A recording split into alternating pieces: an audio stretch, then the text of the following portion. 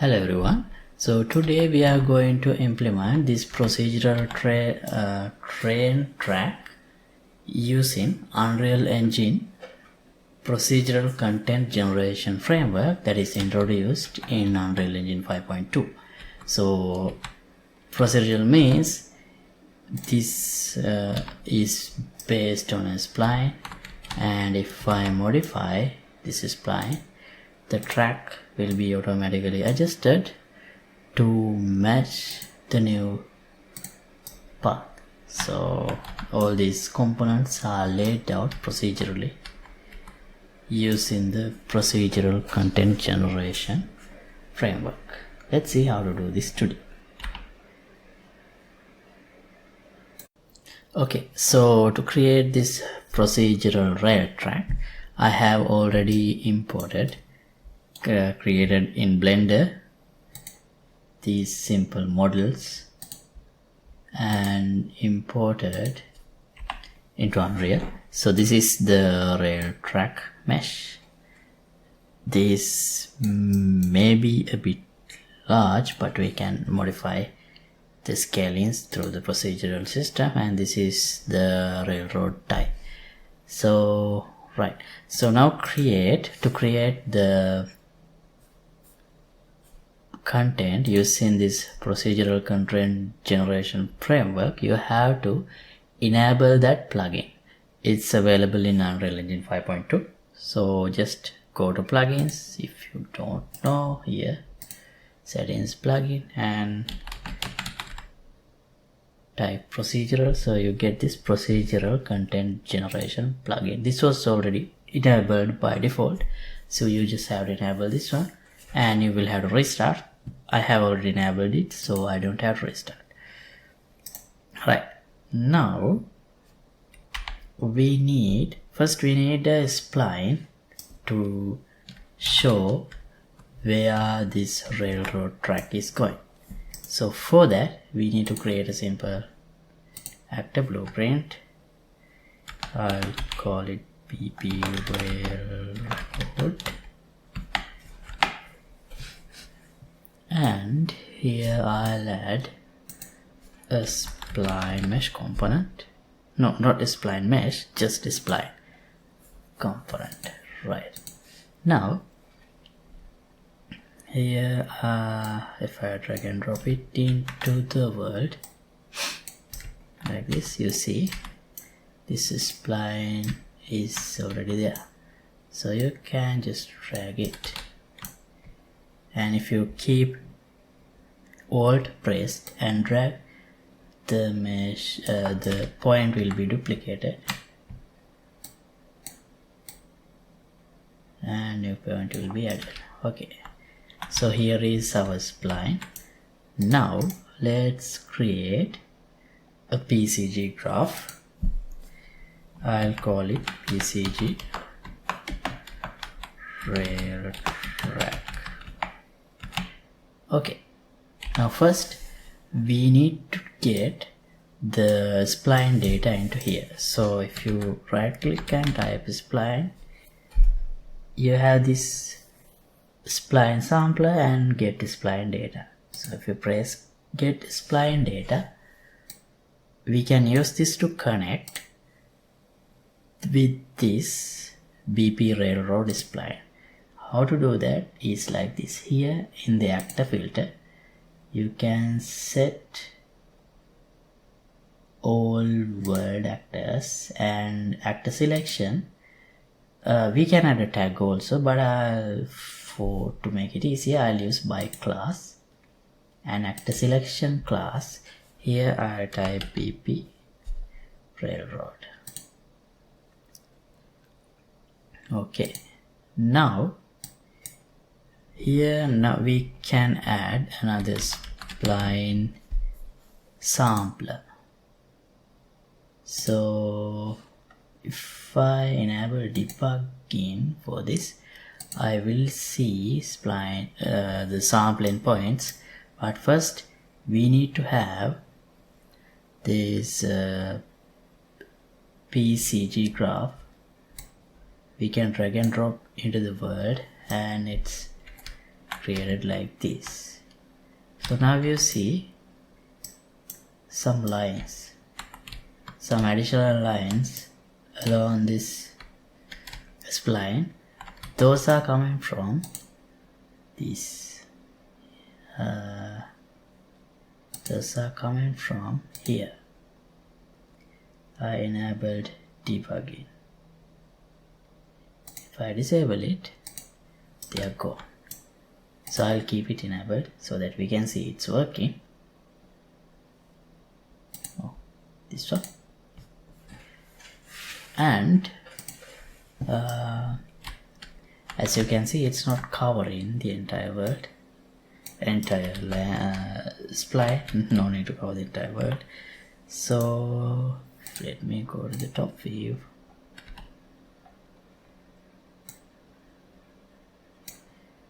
Let's place it in the middle and scale it.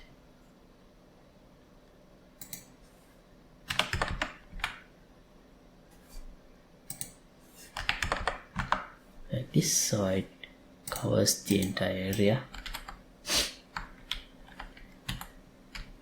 Right. Okay, now we need to lay these meshes along this spline. For that, let me remove this manually placed one, and here we can sample.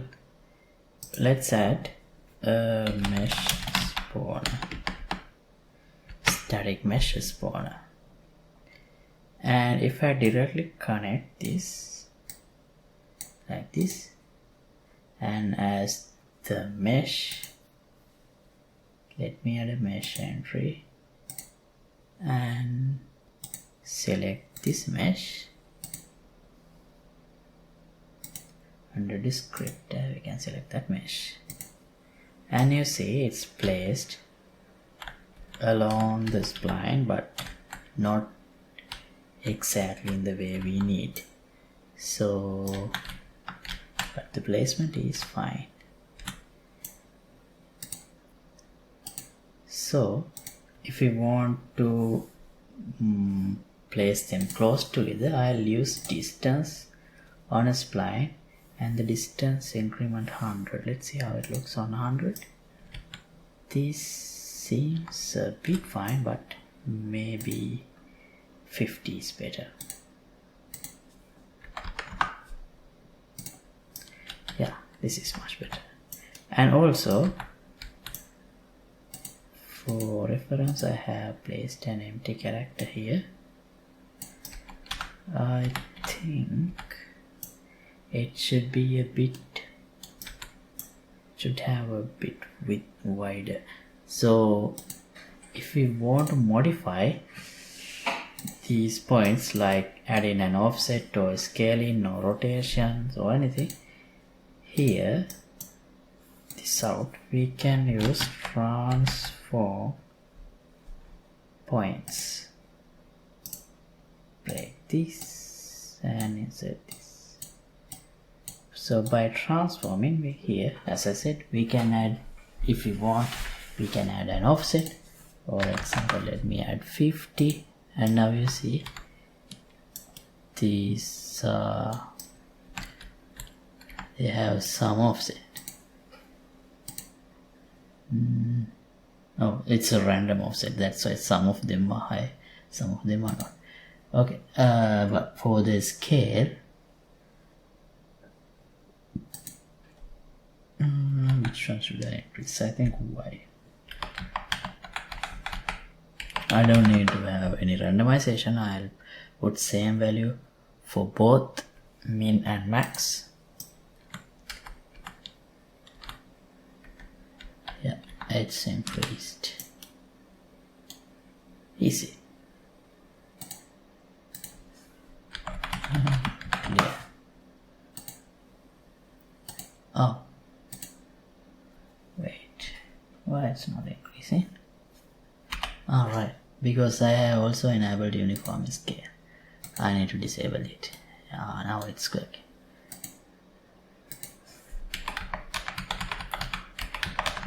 Okay, that scale should be enough. Or I think 1.6 would work better. Okay, now we need the rail tracks, the iron part, but I can't add it. Well, I can add some straight blocks of meshes, straight meshes here, but it has to be a continuous curved track. So that actually I'm not sure I can do it within this PCG graph. I haven't learned that so far, so I'll just add a static mesh, add a spline mesh component here in the construction script. Along this spline I can incrementally get locations along this spline. So for that, first get length. I have used the same method for the IV system we developed as well, and check if the length is larger than the distance that we are going to sample.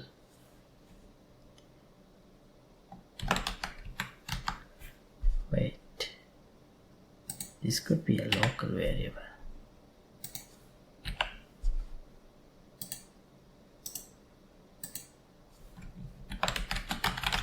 Distance.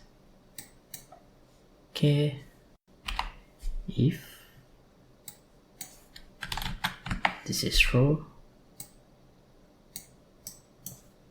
so here what I'm going to do is add in a spline mesh component along this given spline. So we need to have another variable that says the segment of a spline length. So let me duplicate this segment length. So both has to be less. Okay, if this is true, from this spline I can, let me get another reference, get location at distance along the spline. So first one should be at the length, and then another one at the distance plus segment length. So this would be starting position, and the end, this would be end position of the spline mesh component. Also we need to set a direction of the spline as well. So get direction along the spline at this point and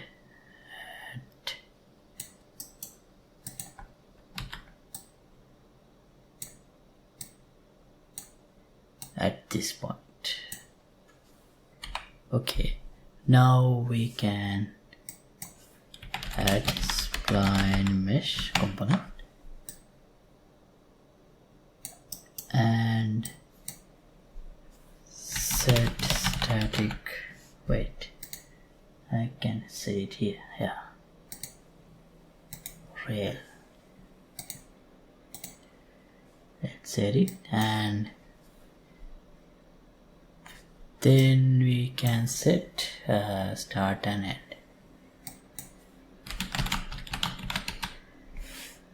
And end, yeah.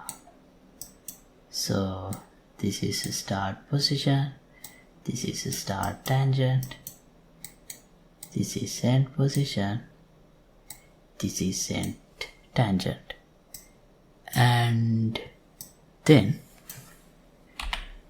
we need to increment the distance. Set distance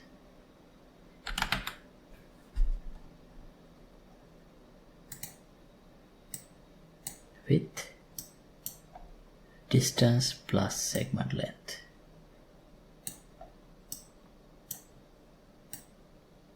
And we need to iterate again.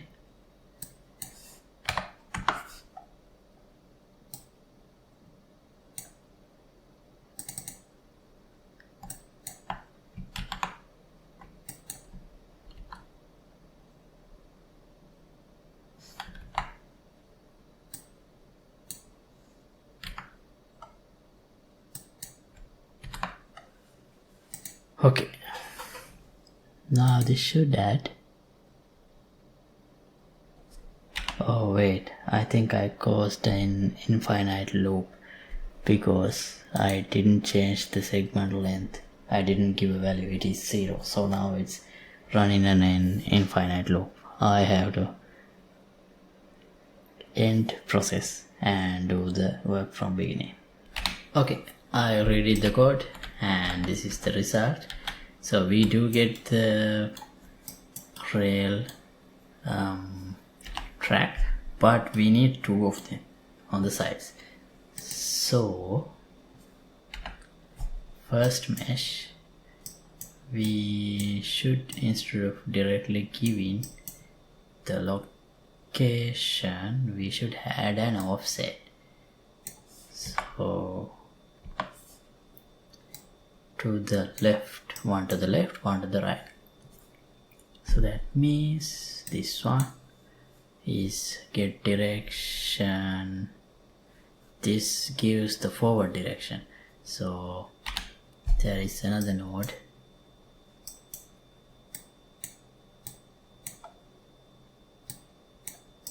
Wait, oh dear. Get right vector at distance along spline. We need to know the right vector here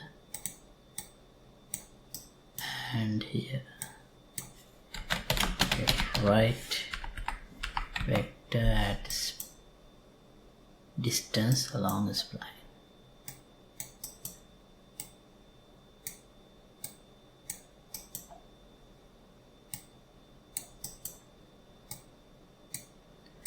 Right, now the distance is obviously just like before. I wish I could do the same thing in this part also in PCG, but maybe I'll learn that later.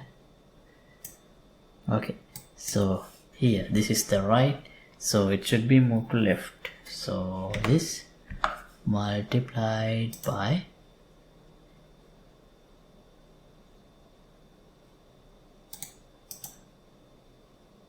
the float. What's the length? I'm not sure. Let's see, 100. So minus, no. Let's create a variable width. So this should be not width. This should be half width. 50.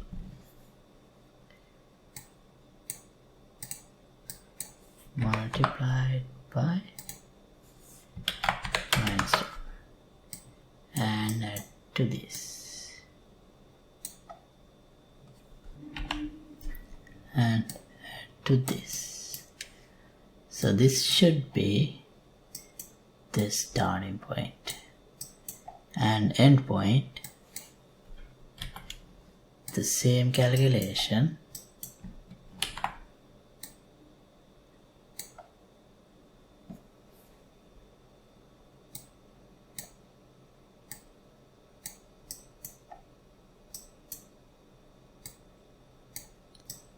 and add to this one.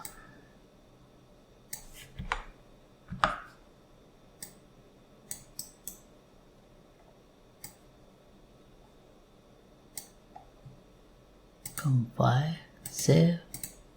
See, yeah, it's pushed to the edge. So just like this, we need another mesh.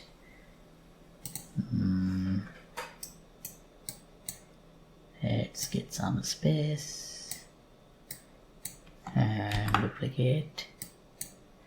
Control D.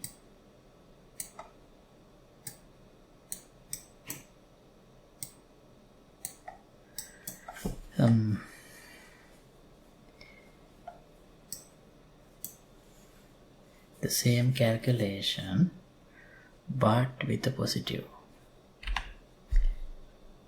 Shall we promote this to a macro?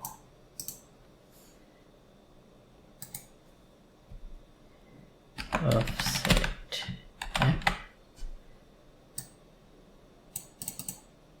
And let's promote this one.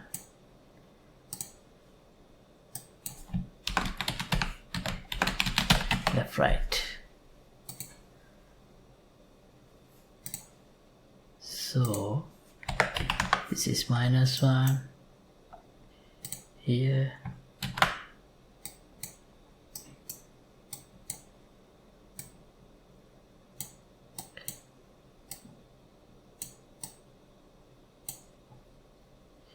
Here also -1.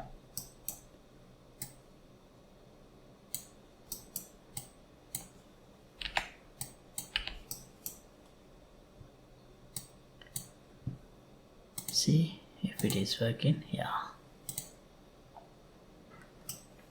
And for this one, it has to be +1 because it should be in the right side of the track. So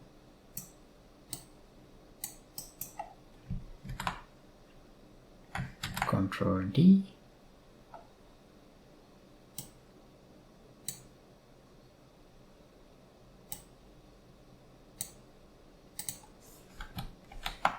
+1.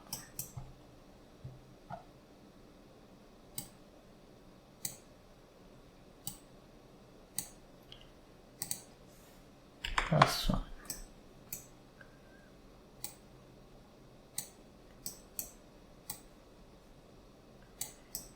And the directions of the tangents same in both cases. Compile. See? Right. Now just like this we have our rail track, but have a small problem.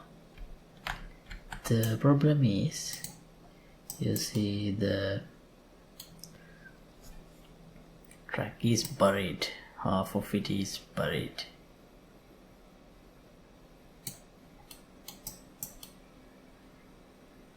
Right, now it looks correct. Is it too big? I think it's alright, but you know the parameters. Wait, one more thing. Let me force region. Yeah, it's moved up because it's placed along the spline. So we can fix it by adding some offset here. -30, let's say.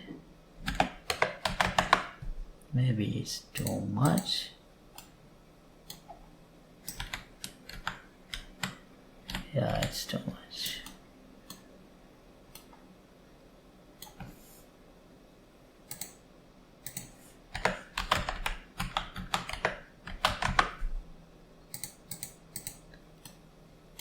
That seems fine, but yeah, the rail is really big relatively.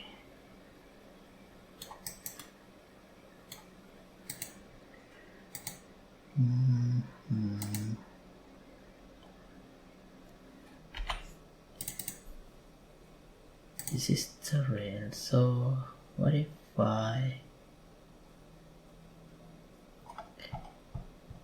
make it smaller? I already, this mesh reference or the source file is already here in my PC, so I can just simply re-import this. Oh, it's not working. Why? Let me drag and drop then. It should re-import. Yeah, it re-imported, but it became even larger. Why is that? Oh, sorry, 0.05. Now it's better. Oh, it's even.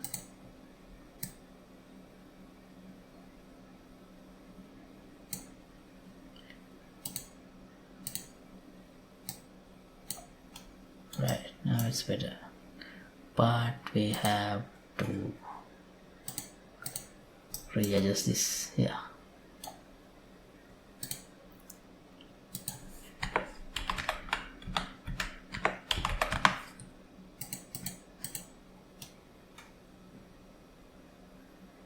okay, that's good enough. Alright, so here is our procedural rail track with the PCG or Unreal Procedural Content Generation framework. So thanks for watching. If I learn anything else about the procedural content generation, I'll be sure to share with you guys. So see you in another episode. Goodbye. By the way, you can access the project files of this project and also all other projects that I have done in the channel in the Patreon page. See you. Bye.